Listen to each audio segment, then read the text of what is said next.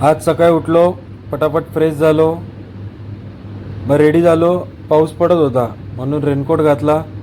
मग मी निघालो होम विजिटसाठी. लोकेशनला पोचलो. आज आपल्याला एकाच ठिकाणी बॅक टू बॅक 2 सेशन होते. तर पहिलं सेशन केलं, लगेच सेकंड सेशन केलं. ते कंप्लीट करून मग मी निघालो माझ्या क्लिनिककडे. क्लिनिकला आज होत्या कंटिन्यू अपॉइंटमेंट. तर मी क्लिनिकला पोचून आजची 3री अपॉइंटमेंट चालू केली.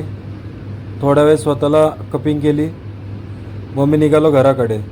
घरी पोचलो, जेवण केलं, लाडू खाल्ला. मग मी परत निघालो सेंटरकडे. सेंटरला आलो, मग चालू केलं आजच्या पुढच्या अपॉइंटमेंट. मग फटाफट नेक्स्ट सेशन चालू केलं.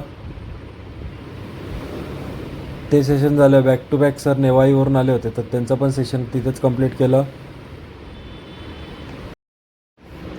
मग लागलो आजच्या 6व्या सेशन करायला.